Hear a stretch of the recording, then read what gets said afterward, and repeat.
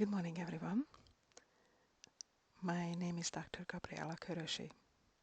In the following interview, we'll meet DR Rawson, and he is a wonderful writer, author, husband, father, and grandfather, and Mason, and he's also a Vietnam veteran. He had shared some wonderful stories with me, and he is recently wrote a book that it's in the process of being released right now, as well as another book last year called Unlikely. And I hope you will enjoy the conversations.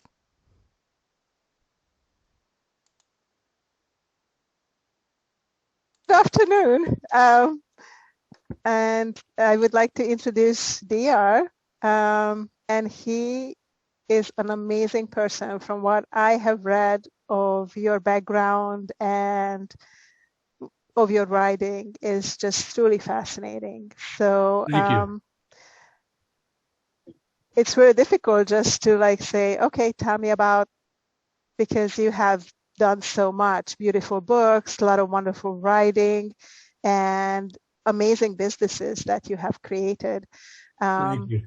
And I know the latest accomplishment is a book called Unlikely, which sounds really fascinating. And I know that you really wanted to talk about that. So I thought maybe we can start with the book and then go from wherever the road leads us. I'll just correct you on one thing. It's not the latest. I'm trying to get a new one published today.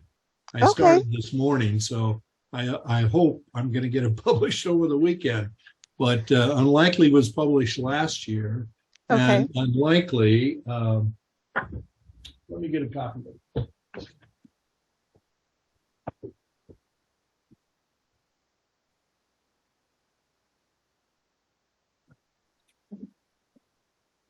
That's the book. Yes. Unlikely. I really like the cover too. Shows the whole Thank world. you. So the reason I chose that title is because I was a homeless kid. And as a homeless kid, we lived in areas that were not very nice. You know, there were a lot of poor everything there. Any race, ethnicity, anything you could think of was there. Anybody who was poor. And the problem is that you get a group think when you get to that stage. People are so lacking that they just continue to push each other down. You know what I mean? And so many of them said to me, oh, you're going to be just like us. You'll be poor forever.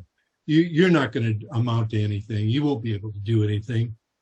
And so when I was talking with my wife about the book, I said, you know, it seems to me it was just unlikely that I would ever succeed. And to all those people, they would say, oh, he would never succeed. And so here it is, unlikely that I would succeed, but I did. And so I called the book Unlikely. The reason the book came about is that for the past 25 years or so, people have said to me, they would bring up something and I'd tell them a story about that. And they'd go, wow, that's a great story. You ought to put that in a book. Well, you know, I'm a hard head. You tell me that enough times, and finally I put it in a book. So the thing I did with this that was really different is that it's non-sequential. So you can't start with the first story and say, oh, that must have happened when he was in his early 20s or something. And then the next story was maybe in his late 20s or something. No, it doesn't work that way. It works the way my brain does. Okay, I remembered that. So now what was the next thing I want to remember?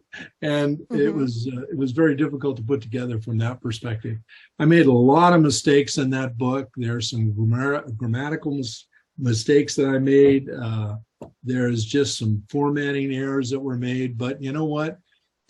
I wanted to get that book out because I also am thinking about my 15 grandchildren and 4 great-grandchildren. And when I'm gone, what's going to tell them that Grandpa actually did something? Well, what am I leaving behind besides what you see here? What am I leaving behind for these kids? So I want them to know that they came from good stock. Can you see Can you see that I can brown see. sign right there? Yes, I can. Yes. Okay. That's actually my coat of arms. And normally a coat of arms comes from England, and I have a coat of arms from England. And it was given to us in the 14th century for saving the King of England. And I took that and I said, wait a minute, this is my family's coat. So I reinvented it. The part that you see in the middle, which you probably can't see from there, but in the middle is a shield. And in that shield is a castle. And it's just the walls of a castle with the parapets on each corner. And that was given because we actually saved the king's life. Then later on, the first governor of New York was a Rawson. And the secretary of the Massachusetts Bay Colony was a Rawson. So we started out, first governor of New York was appointed by the King of England. So here's a family that started out, you could say, very wealthy, right? Obviously had position and power. And over the years, came down. My grandfather was born in a cave. Wow. 1902. He used to like to tell it. He says, I was born in 1902 and froze to death. His mother died at childbirth, but he was born in the Colorado Rocky Mountains. And they had numerous homes up there. It was the turn of century. And my grandfather, EJ, he built a wagon himself and then finally scavenged the money for a team of horses. And his sons, they had 3 sons, they would dig coal out of those mountains, fill up the wagon. He would drive down into Denver and sell it. And when they came up with the first public utilities license, he got the number 1. And I only found that out because I tried to buy a company in Colorado. That didn't work out. But the real estate agent said, or the business agent said, I know that, I know that name. I said, oh, that's good. And he came back a couple weeks later and said, I found it. And I didn't know any part of that history of our family. So I've rambled on once again. So the book has got all these stories. And I think some of the stories are pretty interesting, and some of them are just crazy, unbelievable.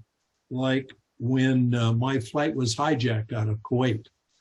So I was actually on the desert in Saudi Arabia for a week.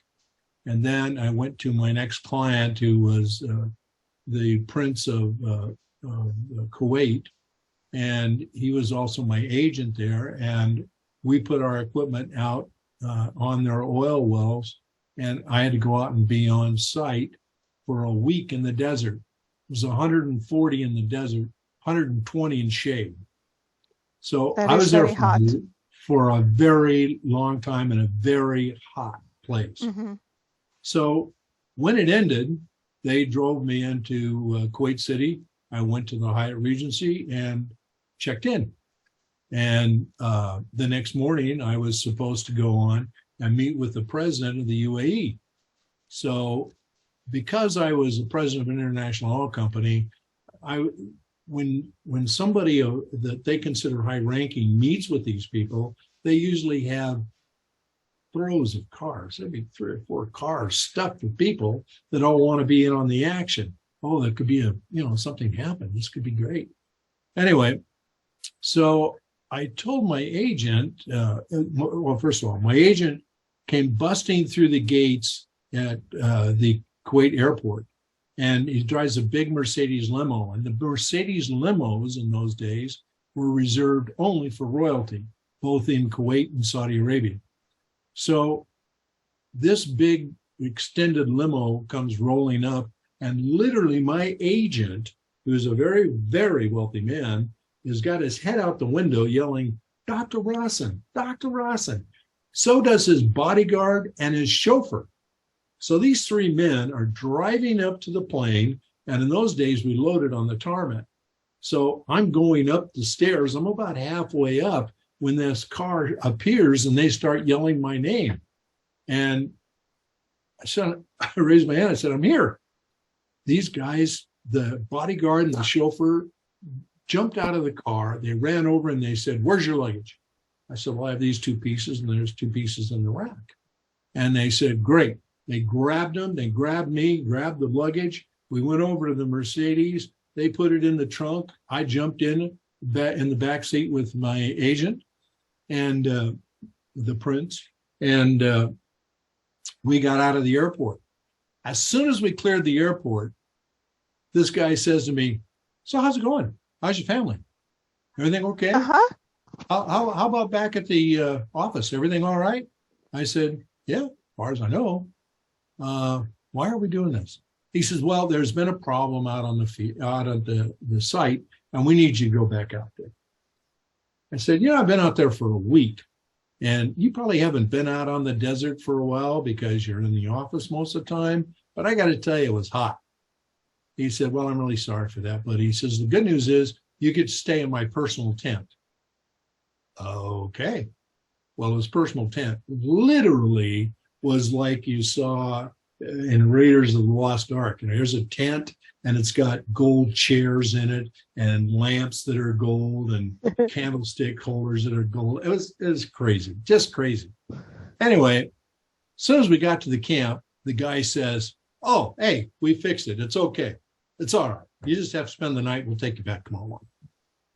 I said, "Really? You had to bring me all the way out here for this?" He said, "Absolutely." What was the issue? Did they tell you what was the issue? No, they did not tell me what the real issue was. I'm about to tell you, though. So Okay. I got up the next morning. The chauffeur was there again with the Mercedes. He drove me back to the Hyatt Regency. I checked in again, and I called my family back home. My wife answers, and she says right away, practically in tears, "You're alive. Thank God you're alive." I said, "What are you talking about?" She says, "Well, the children and I have been looking at the news, and there's a big dead American on the tarmac, and you reasonably fit that description. And the flight has been hijacked from Kuwait to Abu Dhabi, and it's going to Iran." I said, "Oh my God, geez. So the kids all think I'm dead?" "Yep, kids all think you're dead." I had 6 kids. So I spent about an hour and a half, 2 hours, very expensive long distance, talking to my children and trying to talk them down. "Dad's alive. I'm alive. It's okay." The problem was I still had 3 more weeks to go out away from the home. So I still had, I traveled in those days around the world, and I still had 3 weeks left of a 6-week tour. So after I did that, I called up my agent and I said, "You did contact the president's office over there and tell them that I wasn't going to make that flight." "Oh, no." Okay. So then I called the president's office, and he says, "Well, thank God you're alive." I said, "So everybody's seen the news except me. I haven't seen the news." And he said, "Well, your flight was hijacked, and guess what? Our cars were there to meet you, but you didn't come." So he says, "I'm very glad that you didn't." He says, "When are you coming?" I said, "I'm taking the next flight out." He says, "Okay, what time?" I told him the time. He says, "We'll have cars meet you." So they met me, and I went on. We had dinner and did some business and went on to the next stop. But that was a pretty interesting story, and highly unlikely that someone else had been in that situation. I would say so. Yes. Yeah. That sounds like a pretty amazing situation. And when was this? This was 1983. I think March of 83. So whenever I did, I looked it up in the book so for a reference so I could find out when that flight was. And I think it's March of 83.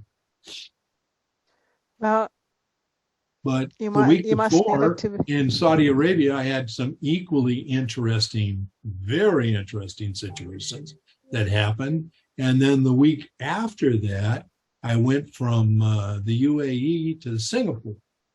And Singapore was celebrating its 25th anniversary. And I just get in a hotel. They're throwing this big banquet for me. And I look at this food and I go, oh my God, are you kidding me? Oh, I'm sick at my stomach looking at this food. So I kind of faked a couple of things and did my part. And when the meeting was over, I walked out to the front of the hotel. I looked down the street, and you'll never guess what I saw. What did you see? McDonald's Golden Arches.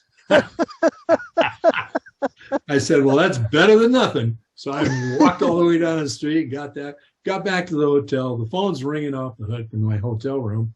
And the guy calls me from Indonesia, my agent in Indonesia. He said, we've got a site out here that's got a real problem. So far, we've wasted 20,000 feet of tubing that we put down the well, down the geothermal well. And I said, 20,000 feet, man, you guys understand how much that is? That stuff was about $325 a foot. Mm-hmm. So it was tubing that was like this, and it had a hole in the center, and we put that down on the well, and we take measurements coming up through that. So anyway, I said, so what's the problem? I said, we have no idea. We need you here. I said, I just got into my room, man. And they said, we don't care. We need you here now. So I go back out to the airport. I get on a big plane. I fly to Jakarta. Jakarta, I get into a small plane. That plane takes me to another place. I get into an even smaller plane. That plane takes me to another place right next to a river. I walk out of the airplane, over into a canoe, and travel 10 miles up the river to the site. I'm in a suit and tie. I get there on site. I'm there like 45 minutes and solve the problem, right? Back in the canoe, back to the plane, back to the other plane, back to the big plane, back to Singapore. I got back to Singapore the next morning around 8 o'clock. Is that crazy? And that is crazy. That happened all the time to me, all the time. Great stories from lots of different countries. And so a lot of those stories are in here. That sounds pretty amazing and very colorful too. It's colorful. It was fun. But you know, the sad part of it, being 76 now, looking back, the sad part is I did all that traveling from the time I was probably 28 until I was 33. I traveled around the world all the time, alone. No bunch of people following me, no bodyguards. And it was just me traveling. And that was a shame because I didn't have anybody to share it with. So that's on me.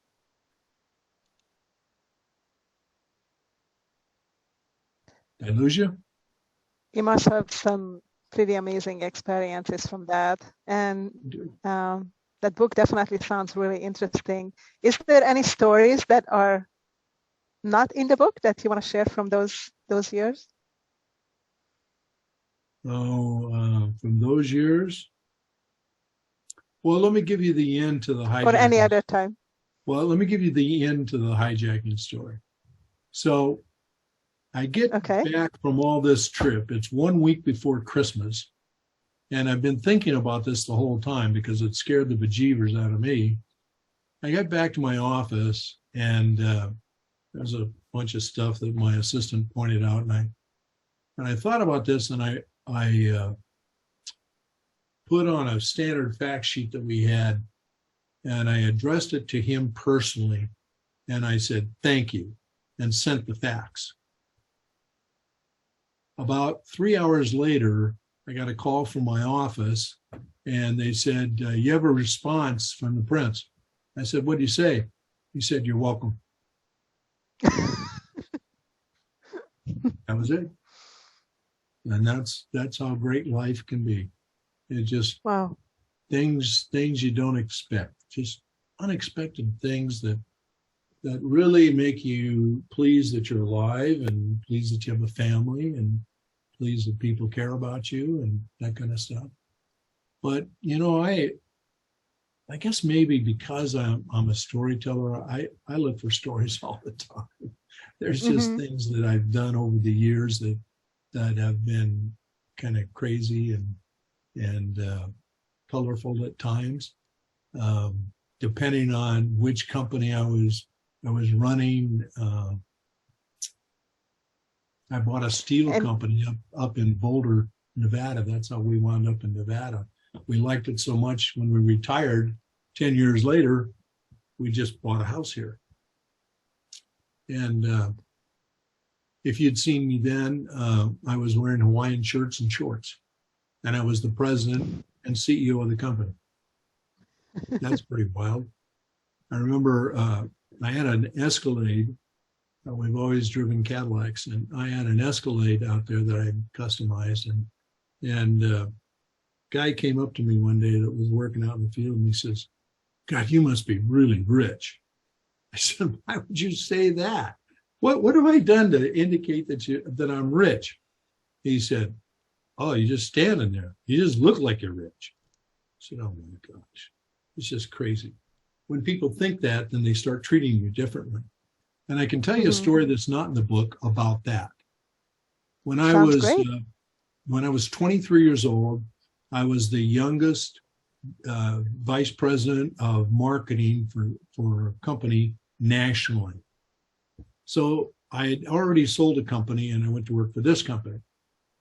Short while afterwards, I realized the guy I was working for was a jerk, but that's a whole nother story. Anyway, they asked me, the national marketing executives asked me if I would partner up with a guy who owned a steel company and talk to kids in the inner city. They had read my resume and they knew something of me. And I said, sure, I'd be happy to talk to the kids.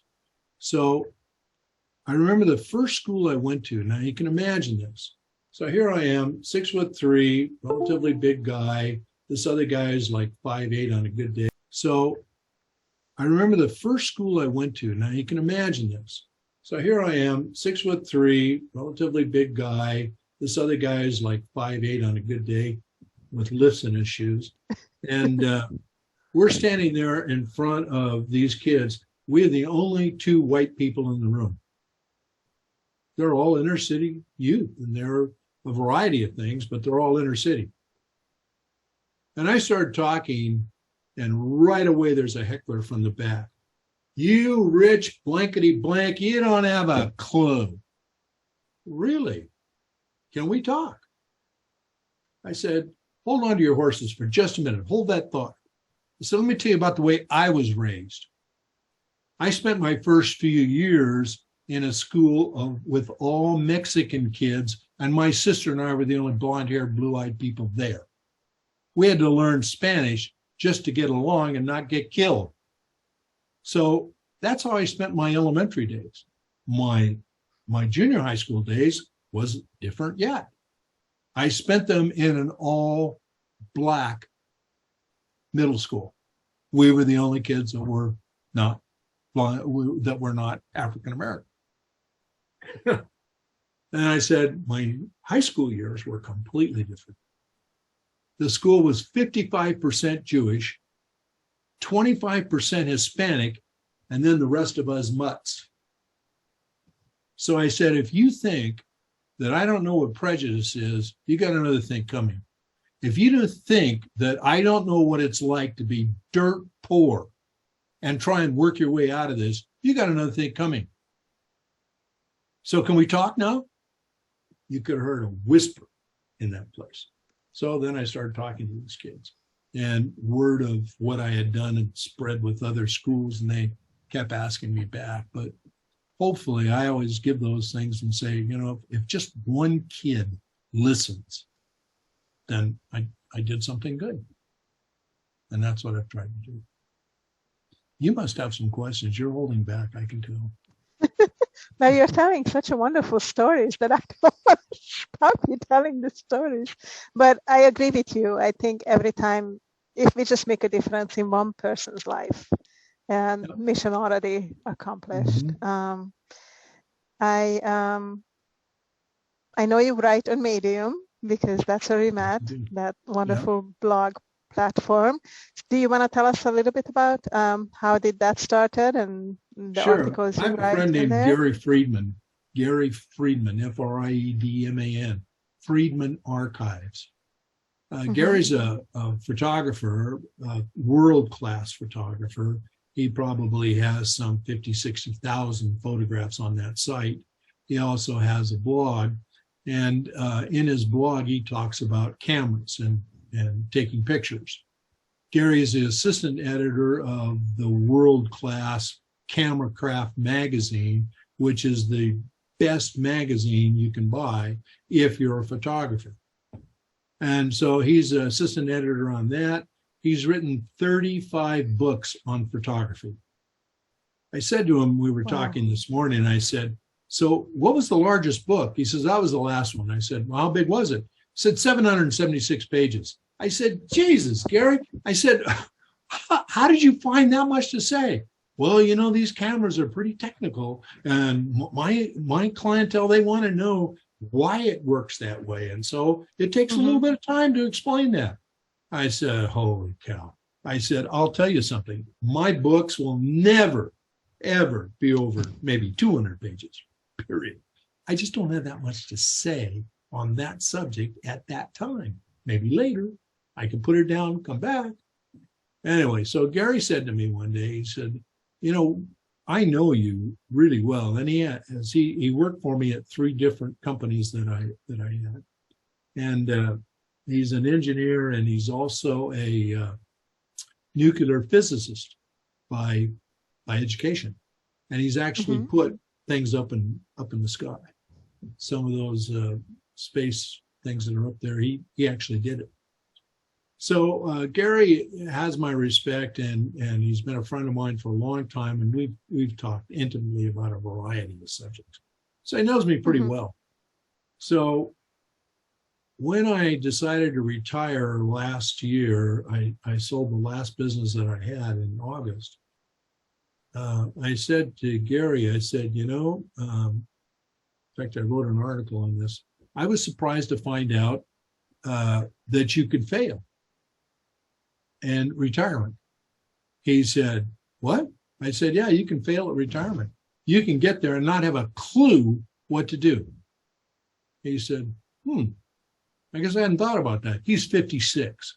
So he's got a while to think about that. And so he said, well, what do you want to do? I said, I don't know. You know, he says, well, you're a good writer. I said, you think so? He said, DR, you've written so many things in business. Holy cow, of course you're a good writer. I said, well, what do I do with that? He says, well, there's a place called Medium.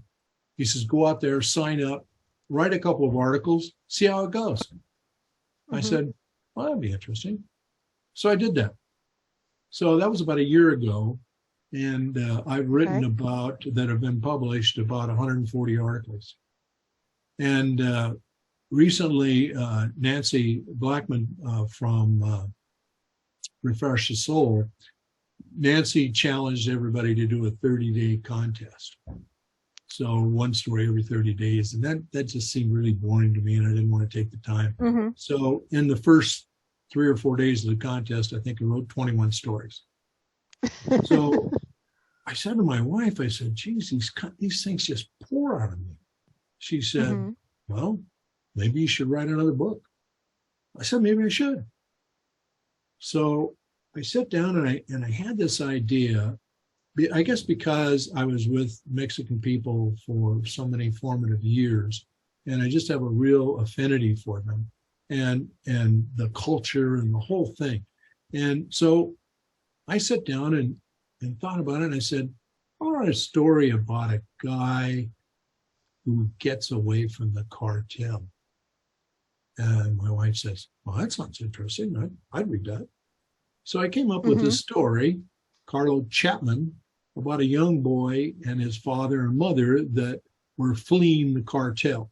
They get just over the border, and the cartel shoots his dad dead right in the heart. The mother gets shot in the shoulder, and the son, Carlo, gets shot in the calf. Well, they've lost the father.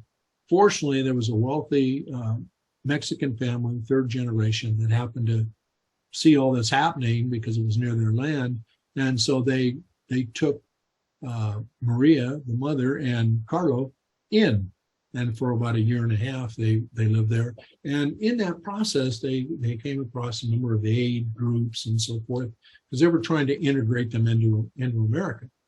And one person was a gringo. His name was Carl Chapman.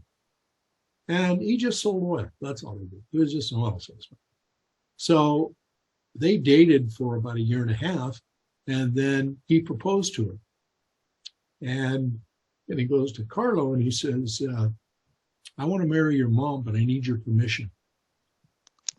Oh, yeah, you have my permission.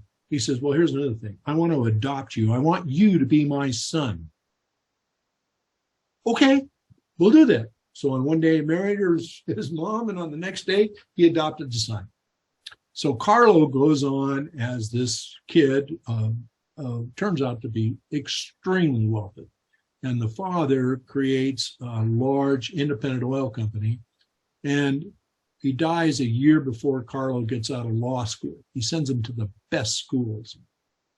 And when Carlo graduates the law school, he finally gets the will read from his father. He inherits half his father's wealth, the $20 million his father set aside for him, plus all the millions he had collected along the way, doing other things himself.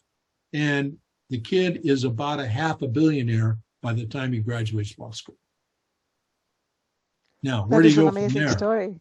And it just keeps getting better and better and builds and builds. Mm-hmm. But here's the important part. It also brings into it a charity. I'm very big on charity. Mm-hmm. And I have so many things that I've done in foreign countries with charity. And so I wanted this guy to have the largest charity in the world.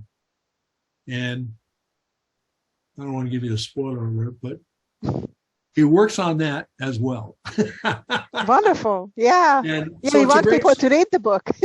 Yeah, it's a great story. In fact, I'm going to just share my screen with you, and you can see this. This is the cover of the book.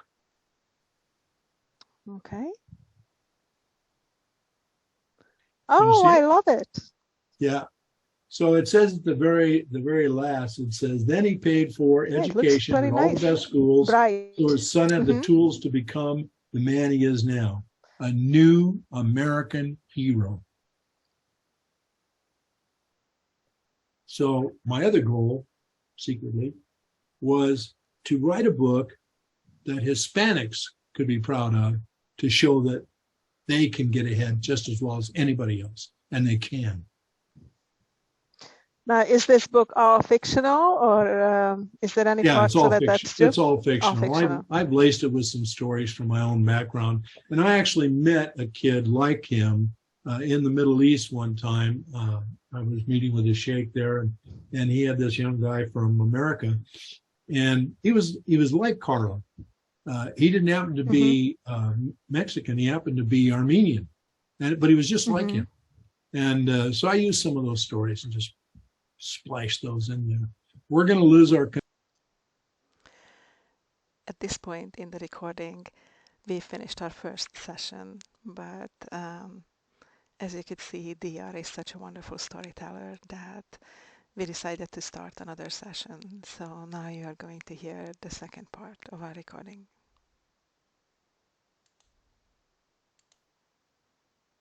I looked to your history and your website and all that. And of course, the first thing that jumps out right now, even behind you, is the American flag and your service and in Vietnam. And it sounds like you're still supporting the VA and veterans. And I didn't know if you might want to share a little bit of that experience or what you're doing now. Well, I was pretty fortunate, right? When I was a kid, I really believed I was going to become a Marine. And the coach of our football team was a lieutenant commander in the Navy. So he was pushing Marines. And in my junior summer, I went to a camp sponsored by the Marines, and they treated us so horribly. I couldn't believe it. And on one particular trip, this Marine was standing there, and he said, so what branch of the service was your dad in? Navy. Hoorah, good job. Dad, what about your dad? Marines. Hoorah. Gets to this guy and he goes, what branch was your dad in? Air Force. Ah, you lazy bugger. They pulled him out, made him stand up, literally hang from the handrails all the way from El Toro to the beach where we were going to do hand-to-hand combat. And I said to myself, you know, if the Marine Corps thinks that much of the Air Force, that's the one I'm going in. So later on, as it turned out, when I graduated from high school, I had scholarships, full scholarships for football.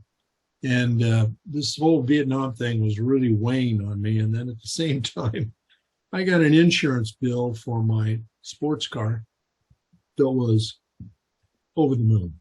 I mean, it was like you giving me a bill for $10,000 for insurance for one car right now. And so I figured out I couldn't do this. And I said, you know what? I bet I can play for the Air Force. So I was recruited by the Air Force and got in. And luckily, they gave me a job of inventory management control, which was essentially supplying the aircraft with the parts they needed to keep flying.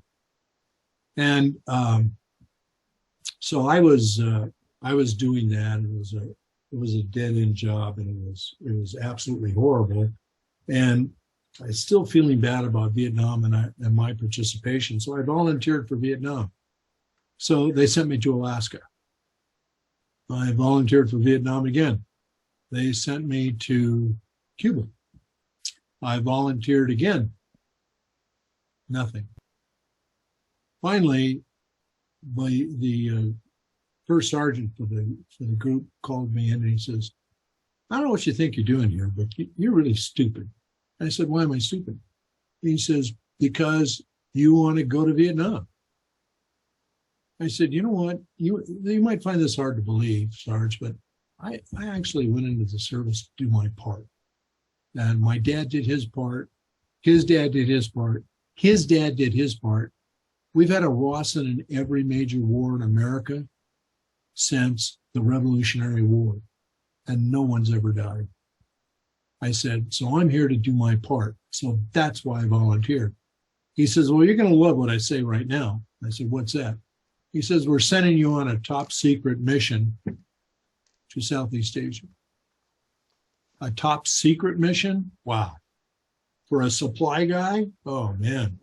Okay, what do you want me to watch? The trees? What's going on? So anyway, I wound up going to the Philippines and flying to the southern tip of the Philippines at a place called Mactan, which is an island that's 25 square miles at low tide, 12 and a half at high tide. And it was Marcos's summer home, and it only had one runway. At the end of that runway was a statue because the Spanish explorer, I can't think of his name right now, but anyway, he was killed on that island by Chief Lapu Lapu. And they built this enormous statue to that. And they told the American government, if you knock that statue over, it's going to cost you $1 million. And every one of these pilots was, they're doing everything they can to get over that damn statue. So anyway, I got there, and one of the things they needed was a specialized vehicle to put parts back on these planes when they were unknown. And they planes would get there, they'd break down, they'd have to wait for parts from us or from some other place, and it was just awful. So I came up with the idea that we could put these big roving carts out that had covers over them. You've seen them, I know. And we put the most popular parts in there for C-130s, and then we'd fold it up, tie it up, stick it in a C-130, send it to Nam, and we'd offload it, and it would go out to the various sites where C-130s were landing. And we landed in Da Nang. So I went over there about twice a week and never spent the night, came back home, and that was the end of it. On one particular trip, we had a guy who was a crew chief, and his job is to work on the plane. So I was a little short guy. I was like maybe 5'3", 5'4". And those C-130s are low planes.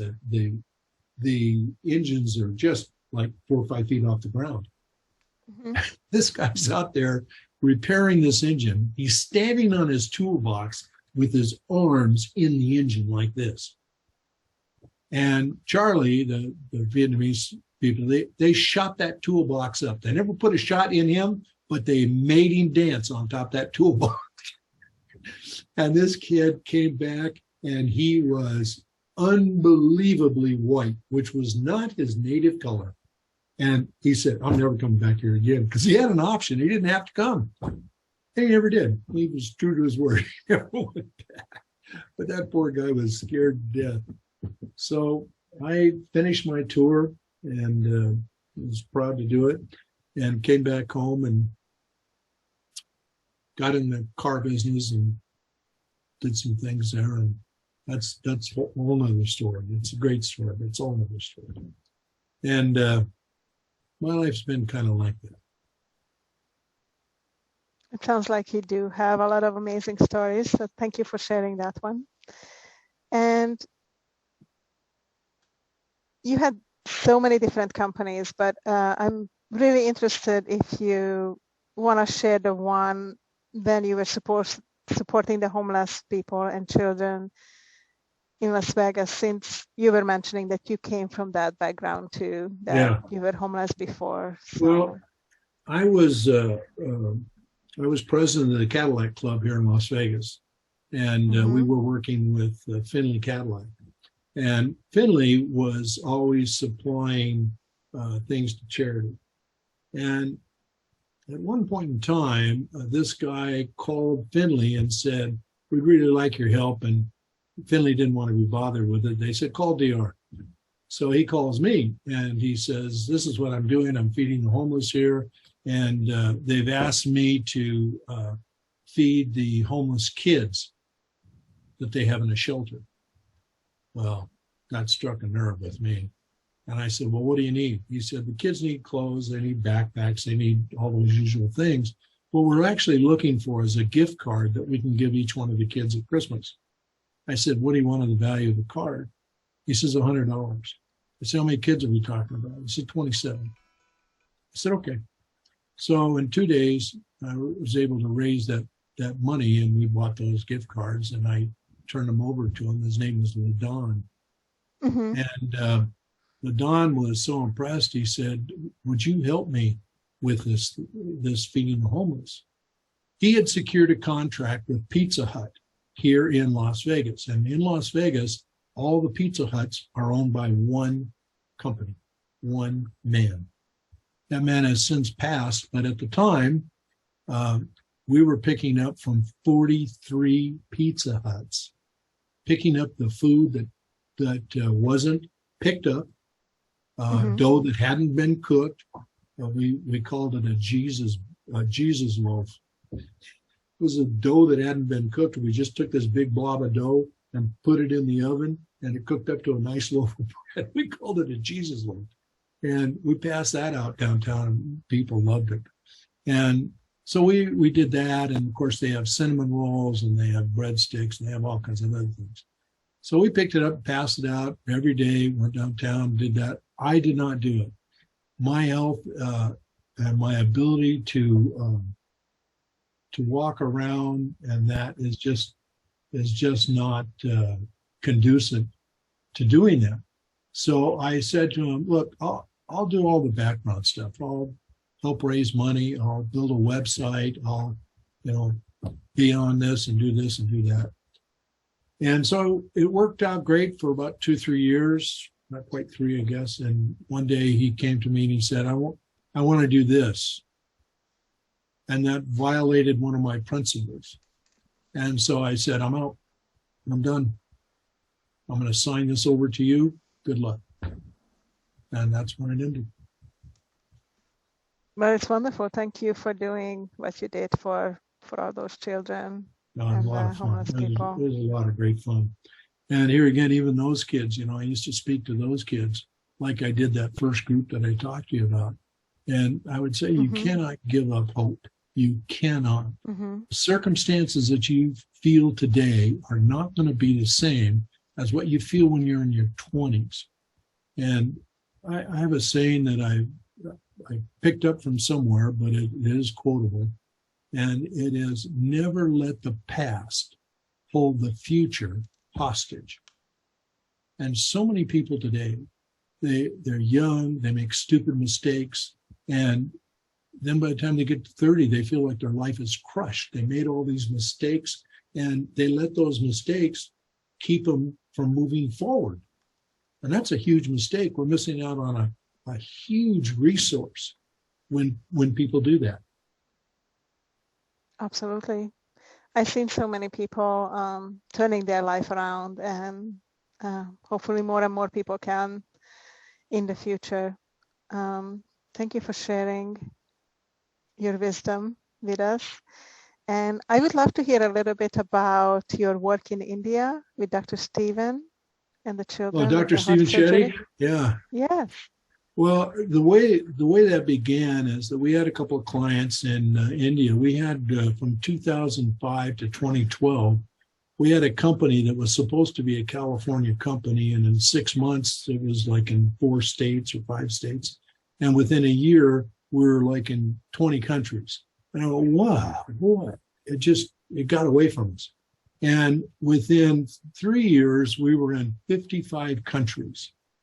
So we went to India to explore some of the resources that they had that we could develop that would help other people. And they needed money, we had the money. And the company was essentially started by 3 old guys that had some money. And we let our wives tell us how much we could spend, and we started the company. We went through our own money in just a couple of years, and then we started using other people's money to help us as well. And we were using financial notes to generate a profit, and then we would take that arbitrage and plow it back into doing good around the world. And none of us got paid. We were doing it to make a difference. So we went to India, and in Bangalore particularly, and because I was in healthcare for 11 years, one of the ministers in the administration for India asked if I would stop by this big hospital. So there was 2 of us, and I went by this hospital, and right away they took me up to see Dr. Shetty. He was also the chairman of that hospital, as well as being a heart surgeon. And so I sit down and talk to him, and he said, I want to give you a tour. You need to understand what we're doing. They see 1,000 new patients a day. 1,000 new patients a day. Not all of them are admitted, but many of them are taken care of. So anyway, we got this tour, and finally he gets us down into the what we would call a NICU here. But we go in there, and he points out 10 children that he's operated on in the last 3 days with heart surgeries. I said, oh my God. I said, how do you do that? He says, well, we're funded by one of the wealthiest families in India, and they've pledged a huge amount of money. I won't tell you how much, but a huge amount of money. I said, well, that's great. But I said, is there some way I can help you? And it just it got to me. And I said to him, is there some way that we can help you? He said, yeah, I'll tell you how you can help. He said, I want you to find 20 children who need heart surgery in America and can't afford it. And if you'll pay their flight over, we'll do the heart surgeries for free, put up the parents for 30 days, rehab the children, and send them back. And we'll want you to find a doctor to do the follow-up. I said, we can do that. Wow. So that's what we did. We did that. And then the other great thing that we came up with is, are you familiar with the California missions that were put up by the Spaniards, like Santa Barbara and San Diego and all that? They all have missions. Are you familiar with those? All right. No, I haven't heard of them. You haven't? Okay. Well, when the Spanish occupied Mexico and California, the Franciscan monks came in and built these missions that were so many days apart. So you would travel, as you were traveling up the state of California, wasn't a state then, traveling up the territory of California, you would get to the next mission, you'd get new food, take showers, mingle with the community, whatever you needed to do, and then move on to the next one. So that idea hit me, and I said to my colleagues, I said, what if we could build a building that had 2 rooms? One room is a little administrative office, damn little. We're not going to keep records. We're not going to do a bunch of stuff other than video records. In the other room, we'll put a 55-inch LED color TV that's connected to the satellite on the roof, providing internet access and communication with the hospital that Dr. Shetty was running. And so it was a teaching hospital, and he put his interns into the rooms up there, and they would monitor incoming calls from these places. The design would be that the base of the walls on the exterior would look like the grass huts in these villages.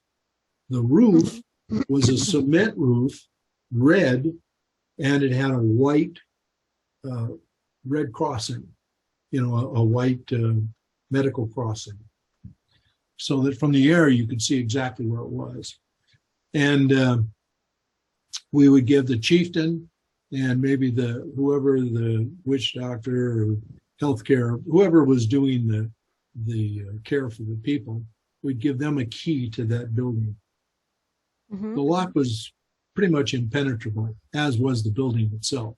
It had cameras. We could monitor it from California or from Bangalore or wherever we wanted.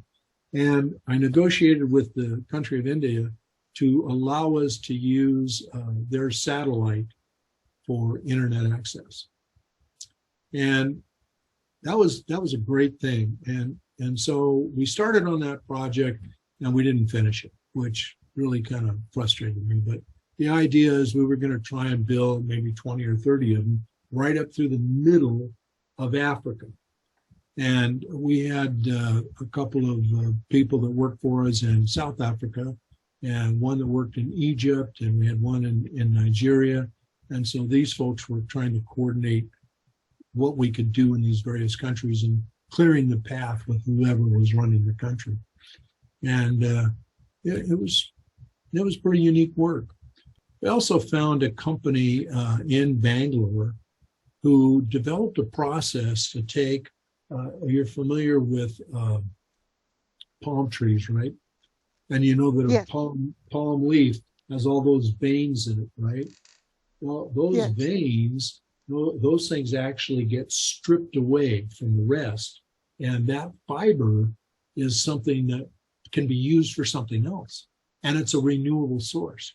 Well, in this particular case, these leaves that were sticking up were in ponds all over India and just growing wild. So this guy developed a process where he would strip those out of those leaves, and then they would hand smash them and get them all fluffed up and do all that, dry them and repeat the process, and then put them in a container for some purpose. They weren't sure what. Having been homeless, I suggested to them that they put it in like a bedroll. If you've ever seen a Western movie, you've seen on the back of the saddle, he's got a roll about this big. And when he sleeps at night, he rolls that out on the ground just to separate himself about that far from the ground. Doesn't do a lot of good, but it mentally makes him feel better. So I said, what if we put those in something like a bedroll? We'll make the thing 2 feet wide. We'll make it 6 feet long. And if we could make it 3 or 4 inches thick, that would be something that would be helpful if it would change the temperature, the delta between the back of the homeless person and the ground. Well, places like the East Coast, it's so freezing. We did it there first. So we developed that. And the delta was 20 degrees.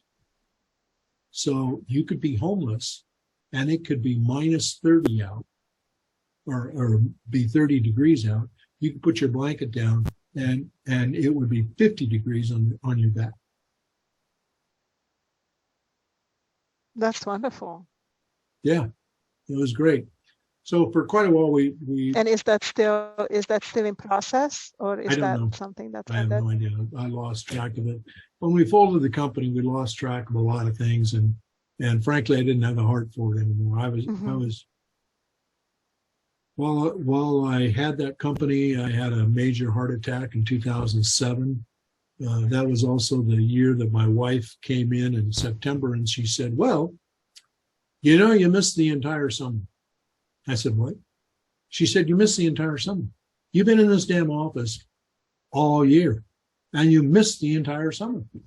You didn't go to the pool once. You didn't get tan. You didn't talk to anybody. We didn't have any parties. We didn't do anything. You just worked." Sure enough, at the end of that month, I wound up with a massive heart attack and died. And so they brought me back and worked on my heart, and it's got a number of things going for it now. But it was a real eye opener to me. And so it made the decision in 2012 just that much easier. And when I stepped away, I said, I just can't put that pressure on myself. So I just stepped away. That's very good. It's important to take care of your heart and Yes, your family. Yeah, particularly when you got a wife, 6 kids, and grandchildren that depend on you. Yeah. Yes. So as you can see, there's a lot of things that we've done over the years and tried to do to help people and make life better for people. At least that's always been my goal.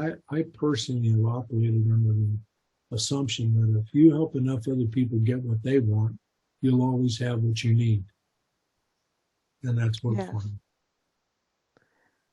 Yeah, that's really amazing, and thank you for everything that you've been doing for others. And I really love this line on your website where you said that you're always looking for ways to make something better. And I just wish that more and more people would be like that, because I think each and every one of us who just try to make a little positive impact, the more and more people think like that, we can just make a world a better place. But yeah. You know, one of the things on the website, on the front page is my tagline. And my tagline is, how can I be helpful? So in my 20s, I found out that I was probably going to die at age 42. So we kept having more children, and the pressure on me was just immense. And I was treating people so poorly. I would find somebody that could help me, and I just use them up and throw them away. I wouldn't care about them. I didn't want to care about them. I just wanted to get what they could give, and I just wanted to take. So one day my wife stopped me and she says, "Do you know how you spell tact?" "Yeah, T-A-C-T. "No. You spell it P-I-S-S-O-N-Y-O-U.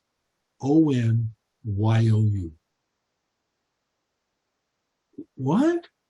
And she says, "Yeah, you don't care about anybody. You care about me, you care about the kids, but you don't care about anybody else. And you demonstrate that every single day. Ask your employees. Ask everybody that works with you what you're doing." So, oh my God, geez. So I completely re-examined myself, and I've always been a big believer that if you want to change, you can change. And only you can change. You know, somebody can't change you, but you can change. So, and you can change it at any given time. So I just made it my life's mission to help others. And again, going to this idea that if you help enough other people, you always have what you need. And that has worked wonderful for me. When that system occurred, I just bought a company in overhead lifting equipment, cranes and hoists and that kind of stuff. And I noticed that the employees were kind of, they liked the fact that I could sell almost anything, and I was bringing more business in because it meant jobs for them. But they didn't like the way that I was treating them, and I didn't put 2 and 2 together. So when I changed, it just opened my eyes. I started looking at people completely different. And I developed a few things to help the people that I thought would be good. For example, one of the things I did is a good example was the oil company that I had. We had about 75 people worldwide, and some of the wives were here in the States and their husbands would be in Singapore or be in Saudi Arabia or wherever, and they wouldn't see them for years. Mm-hmm. And so our workers' compensation was sky high. Our missing equipment was sky high. And people would miss days. Utilization of healthcare was just unbelievable. So I came up with this program to put everybody's name in a hat, every employee's name in a hat. And then we'd pass the hat. So if we pass the hat between you and me, let's say I got you and you got me, right?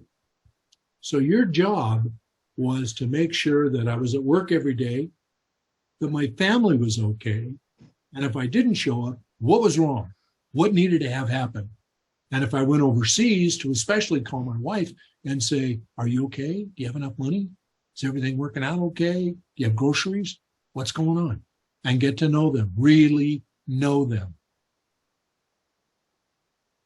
That program works so well that in a single year, we dramatically reduced workers' comp. The theft of tools almost stopped completely. Utilization of healthcare went way down. And they got to a point where they would trust me. So you would tell me about Bob's wife, Martha, and say, Martha's really struggling. Bob's in Singapore. And she doesn't have enough money. She's not going to make it through the month. So I would say to you, how much does she need? Well, she probably needs at least $1,200 to get her through the end of the month. All right. And I'd write a check out, a company check for $1,200 made out to Martha, and you'd take it to her. And I would say to them, you pay me back when you can. At the end of the first year, only $2,000 hadn't been paid back. So that changed the company, and I did that with a lot of other companies, and that changed. And then we're going to lose this again in 10 minutes. When I had the insurance company, I decided that I needed to mentor the employees if they wanted me. So I asked if anyone wanted a mentor, I was available, and these are the hours that you could come see me.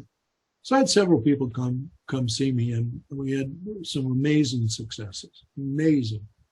But in that same process, I began to interview every employee at least every 6 weeks or so. And I'd bring them in just for 5 or 10 minutes and say, how's it going? How do you like your job? What are we doing wrong? What should we be doing that we're not doing? What can we do to be a better company? And eventually they trusted me enough that they gave me great ideas. So it was all worthwhile. I didn't mean to cry on you, I'm sorry. No, it's very emotional, and sometimes these stories are just so close to the heart that you just, you just can't do anything but cry. So. Yeah, and it just proves again that all people need many times is just a kind hand and then somebody listening to them, and it is amazing what you can accomplish just with that. And providing support when they need it, because everybody has hard times, everybody had hard months, and anybody can get into a bind, and to lend a helping hand, that was very kind of you. So thank you for doing that. It's great stuff. Do you have any more questions? Is there anything that we didn't talk about that you think would be important for people to know about you, or what you've been doing, or what you're up to now? Well, I tell you, knowing about me is not going to change anybody's life. I can tell you that. But maybe maybe if I could inspire somebody, or somebody would look at that and go, oh my God, I have a better life than I think I do. That would be great. That would be great. Geez, I never had my flight hijacked. Those poor people spent 10 days in Iran. 10 days. It was terrible. Anyway, no, I think that's about it. We're very open people. My wife says I'm too open. She refuses to let me put out my shoe size or hat size on my website. That's the only thing that's not there.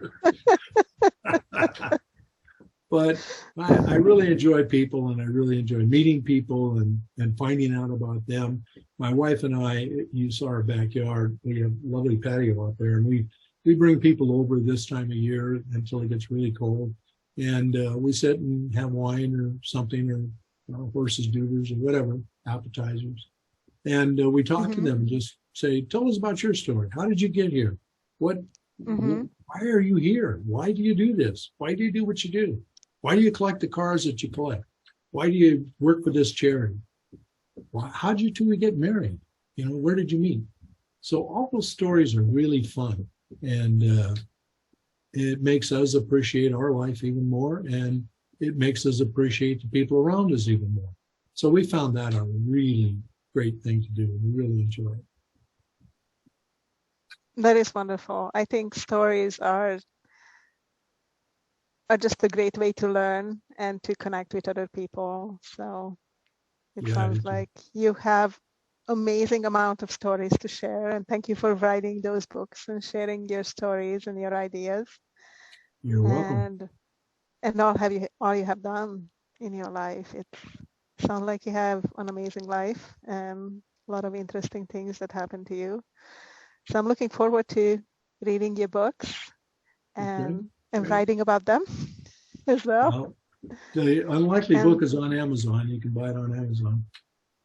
So we're probably at the end of our time here. I don't see a timer anywhere, but I know they're going to be telling us that we're at the end. And so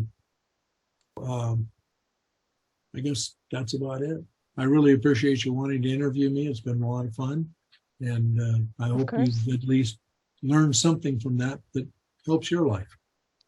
Absolutely. Thank you so much, DR, for this interview. Thank you. Take care. Take care.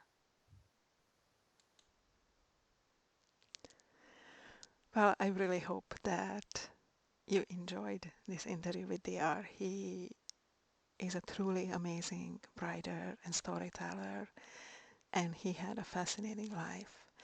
So I hope you go and get his books and read his stories on Medium. And I will include all that information in the comments of this video. Take care and have a wonderful day. This is Dr. Gabriella signing off. Until next time.